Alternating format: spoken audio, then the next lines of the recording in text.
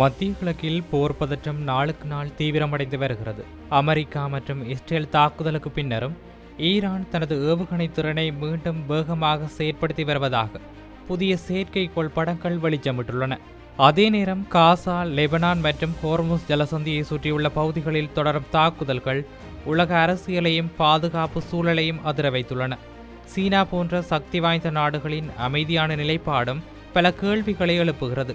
ஈரானின் மறைமுக இராணுவ நகர்வுகள், இஸ்ரேலின் விரிவடைந்த தரை நடவடிக்கைகள் மற்றும் அமெரிக்காவின் அடுத்த கட்ட முடிவுகள் இவை அனைத்தும் மத்திய கிழக்கை மேலும் அபாயகரமான நிலைக்கு தள்ளுகின்றன. இதேவேளை ஈரான் தனது பிரம்மாண்டமான ஏவுகணை கிடங்கை விரைவாக வெளிக்கொணர்ந்து வருகிறது என வெளிநாட்டு ஊடகம் ஒன்றின் பகுப்பாய்வு காட்டுகிறது.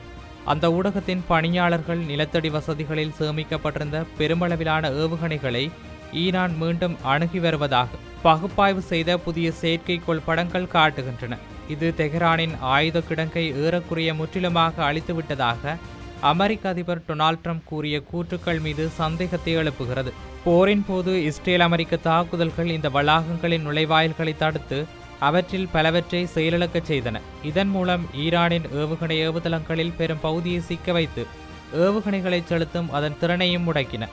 இப்போது வெறும் புல்டோசர்கள் மற்றும் டம்ப் ட்ரக்குகளை பயன்படுத்தி இஸ்ரேல் அமெரிக்காவின் பெருமளவிலான ஆயுத பலத்தை உள்ளடக்கிய ஒரு உத்தியின் விளைவுகளை ஈரான் மாற்றி வருகிறது. இதேவேளை ஈரான் மீதான அமெரிக்க போர் குறித்த ஆசிய உச்சி மாநாட்டை சீன தலைவர்கள் புறக்கணித்தனர். வெள்ளிக்கிழமை தொடங்கும் ஆசியாவின் முதன்மையான பாதுகாப்பு உச்சி மாநாட்டில் பென்டகன் தலைவர் பீட் ஹெக்ஸத் முக்கிய பேச்சாளராக உள்ளார். ஆனால் ஈரான் மீதான அமெரிக்க இஸ்ரேல் போர் போன்ற முக்கியமான கேள்விகள் இருந்த போதிலும் சீனாவின் உயர்மட்ட அதிகாரிகள் கலந்து கொள்வார்கள் என்று எதிர்பார்க்கப்படவில்லை. 2025 சீனாவின் நேரடி கடல்வழி கச்சா எண்ணெய் இறக்குமதியில் 57%, அதாவது ஒரு நாளைக்கு 5.9 மில்லியன் பீப்பாய்கள் மத்திய கிழக்கிலிருந்து இறக்குமதி செய்யப்படும் என கடல்சார் கண்காணிப்பு நிறுவனமான கெப்லர் தெரிவித்துள்ளது. இருப்பினும் பிப்ரவரியில் அமெரிக்காவும் இஸ்ரேலும் ஈரானை தாக்கியதை தொடர்ந்து ஈரான் முக்கியத்துவம் வாய்ந்த ஹோர்முஸ் ஜலசந்தியை மூடியதால் இந்த இறக்குமதி கடுமையாக பாதிக்கப்பட்டுள்ளது. வியாழக்கிழமை அமெரிக்காவும் ஈரானும் மீண்டும் மோதிக்கொண்ட நிலையில் அமைதிக்கான ஒரு பலவீனமான முயற்சியை இது சீர்குலைக்கும் அச்சுறுத்தலை ஏற்படுத்தியதால் ஷங்க்ரில்லா பேச்சுவார்த்தையில் எந்தவொரு சாத்தியமான ஒப்பந்தமும் விவாதிக்கப்படுவது சாத்தியமில்லை என்று சிங்கப்பூர் சர்வதேச விவகாரங்கள் நிறுவனத்தின் மூத்த ஆய்வாளர் ஓஇ சன் கூறினார். இந்த பாதுகாப்பு மன்றம் சுமார் 45 நாடுகளின் உயர்மட்ட அதிகாரிகளை ஒன்றிணைக்கிறது. மேலும் இது வரலாற்று ரீதியாக விவாதங்களுக்கும் அமைதியான மற்றும் முக்கியத்துவம் வாய்ந்த ராஜதந்திர நடவடிக்கைகளுக்கும் ஒரு களத்தை வழங்கி வந்துள்ளது. இதேவேளை ஈரானுடனான பேச்சுவார்த்தைகளின் போது ஹிஸ்புல்லா விடயத்தில் அமெரிக்கா விட்டுக் கொடுக்கக்கூடும். ஹிஸ்புல்லாவை ஒரு அத்தியாவசியமான கூட்டாளியாக ஈரான் கருதுவதாகவும் அமெரிக்காவுடனான பேச்சுவார்த்தைகளில் அந்த அமைப்பின் நலன்களுக்காக கடுமையாக பரிந்துரைக்க வாய்ப்புள்ளது என்றும் பாதுகாப்பு விவகார ஆய்வாளர் அலிரிஸ் கூறுகிறார். தெஹ்ரானுடன் ஒரு அமைதி ஒப்பந்தம் போன்ற மிகவும் அவசரமான தேசிய பாதுகாப்பு நோக்கங்களாகத்தான் கருதுவதை அடைவதற்காக ஹிஸ்புல்லாவின் நிலை குறித்து ஈரானுக்கு அமெரிக்கா சிறிது விட்டுக் கொடுக்க தயாராக இருக்கலாம் என்று ரிஸ் கூறியிருந்தார். உதாரணமாக அணுசக்தி விவகாரம் போன்ற அமெரிக்க நலன்களுடன் அதிகம் தொடர்புடைய பிரச்சனைகளில் ஈரானுடன் ஒரு உடன்பாட்டிற்கு வர முடியும் என்றால் ஹிஸ்புல்லா நீடிப்பதை அமெரிக்கா ஏற்றுக்கொள்ள தயாராக இருக்கலாம் என்று ரிஸ் கூறியிருந்தார். ஹிஸ்புல்லா விடயத்தில் ட்ரம்ப் நிர்வாகம் தங்களை கைவிட்டு விடுமோ என்றுதான் இஸ்ரேலியர்கள் அஞ்சுகிறார்கள் என தான் நம்புவதாகவும் அந்த சாத்தியம் இருக்கிறது என்று நான் கருதுகிறேன் என்றும் லெபனானின் தலைவிதி லெபனானியர்களுக்கும் இஸ்ரேலியர்களுக்கும் இடையில் நடப்பதை விட ஈரானுக்கும் அமெரிக்காவிற்கும் இடையில் நடப்பதை அதிகம் சார்ந்திருக்கும் என்று அவர் ஒரு செய்தி நிறுவனத்திடம் கூறியிருந்தார்.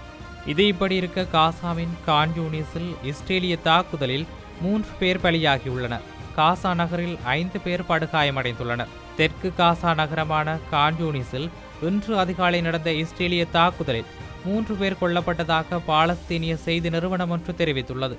கான் யூனிஸில் உள்ள அல் மாவாசி பகுதியில் இஸ்ரேலிய ஆளில்லா விமானம் தாக்கியதில் 3 பேர் உயிரிழந்தனர் மற்றும் பலர் காயமடைந்தனர். மேலும் அதே பகுதியில் நடந்த தனி இஸ்ரேலிய ஷெல் தாக்குதலிலும் பாலஸ்தீனியர்கள் காயமடைந்ததாக தெரிவித்துள்ளது.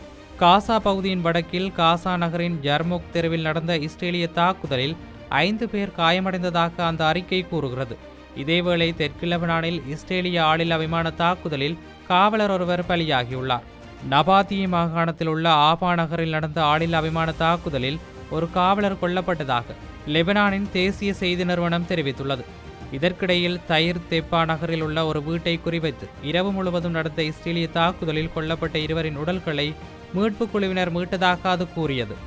இந்நிலையில் முற்றுகையிடப்பட்ட காசா பகுதியை இஸ்ரேல் முழுமையாக கைப்பற்றிவிடும் என பாலஸ்தீனியர்கள் அஞ்சுகின்றனர். காசா பகுதியின் குறைந்தபட்சம் 70% கைப்பற்றுமாறு தனது படைகளுக்கு இஸ்ரேலிய பிரதமர் பெஞ்சமின் நெதன்யாகு பிறப்பித்த உத்தரவுகளை அப்பகுதியின் எதிர்கால வடிவம் குறித்த ஒரு அரசியல் பிரகடனமாக பாலஸ்தீனியர்கள் பார்க்கின்றனர். இஸ்ரேல் தனது கட்டுப்பாட்டில் இருப்பதாக கூறும் ஒவ்வொரு சதவீதமும் ஒரு புதிய பகுதி காலியாகி மற்றொரு கட்டாய இடப்பெயர்வு அலை ஏற்பட்டு உலகின் அதிக மக்கள் தொகை அடர்த்தி கொண்ட பகுதிகளில் ஒன்றான காசாவில் பாலஸ்தீனியர்களுக்கு குறைந்த இடமே மிஞ்சுகிறது என்பதை குறிக்கிறது. காசா பகுதியின் மீதான தனது பிடியை படிப்படியாக விரிவுபடுத்தி இறுக்குவதன் மூலம் இஸ்ரேல் இப்போது அதன் மீது செல்வாக்கு செலுத்த முயற்சிக்கிறது என்று இங்குள்ள மக்கள் நம்புகிறார்கள். தற்போது 64% இஸ்ரேலிய இராணுவ கட்டுப்பாட்டில் உள்ளது. நெதன்யாகு பிறப்பித்துள்ள இந்த புதிய உத்தரவுகள் அந்த இலக்கை அடைய ஏதேனும் ஒரு வகையான தரைவழி நடவடிக்கைகள் நடைபெறக்கூடும் என்பதை குறிக்கின்றன. ஆனால் இதன் கால நேரம் மிகவும் முக்கியமானதாக இருப்பதுடன் போர் நிறுத்தம் என்பதன் நம்பகத்தன்மை குறித்தே கடுமையான கேள்விகளை எழுப்புகிறது. பொதுவாக போர் நிறுத்தங்கள் என்பது படைகளை திரும்பப் பெறுதல் மற்றும் பதற்றத்தை குறைத்தல் ஆகியவற்றுடன் தொடர்புடையவை. ஆனால் இப்போது இஸ்ரேலியர்கள் பிராந்திய விரிவாக்கம் குறித்து வெளிப்படையாக பேசுகிறார்கள். இது இப்படி இருக்க லிட்டானி நதிக்கு வடக்கே இஸ்ரேலிய படைகள் முன்னேறுகின்றன. அவர்கள் எவ்வளவு தூரம் செல்வார்கள் என்பது தெளிவாக தெரியவில்லை. இஸ்ரேல் தனது இராணுவ நடவடிக்கைகளை குறிப்பாக லெபனானின் கிழக்கு பகுதியில் உள்ள நபாத்தியா நகரை சுற்றியுள்ள பகுதிகளில் கணிசமாக அதிகரித்துள்ளது. இஸ்ரேலிய படைகள் தற்போது லிட்டானி நதிக்கு வடக்கே ஷவுதார் அல் ஷக்ரியா, மைஃபதூன் மற்றும் ஷவுதார் அல் ஹர்ஃபியா ஆகிய நகரங்களை நோக்கி முன்னேறி வருகின்றன. இந்த பகுதிகள் தெற்கு லெபனானின் இரண்டாவது பெரிய நகரமான நபாத்தியாவிற்கு சற்று தென்கிழக்கில் அமைந்துள்ளன. இந்த முன்னேற்றம் பல நாட்களாக தொடர்கிறது. ஆனால் கடந்த 24 மணி நேரத்தில் இந்த பகுதிகளில் தாக்குதல்களின் எண்ணிக்கை கணிசமாக அதிகரித்துள்ளதை நாம் காண்கின்றோம். இஸ்ரேலிய படைகள் ஹிஸ்புல்லாவின் 2வது மற்றும் 3வது பாதுகாப்பு அரண்களை உடைத்துக்கொண்டு மேற்கு பெக்கா பள்ளத்தாக்கை தெற்கின் மற்ற பகுதிகளிலிருந்து தனிமைப்படுத்த முயற்சிப்பதாக தெரிகிறது. இது தெற்கில் லெபனான் எல்லைக்குள் 10 கிலோமீட்டர் ஆழம் வரை செல்லும். இஸ்ரேலால் அறிவிக்கப்பட்ட மஞ்சள் பாதுகாப்பு மண்டலத்தின் ஒரு குறிப்பிடத்தக்க விரிவாக்கமாகும். இந்த பகுதிகளிலிருந்து தப்பியோடும் பொதுமக்களுக்கு இது பெரும் விலையாக அமைகிறது. இஸ்ரேலிய படைகள் எவ்வளவு தூரம் செல்ல போகின்றன என்பது துல்லியமாக தெரியவில்லை. இதனால் மத்திய கிழக்கில் நிலவும் பதற்றம் இன்னும் நீடிக்கிறது.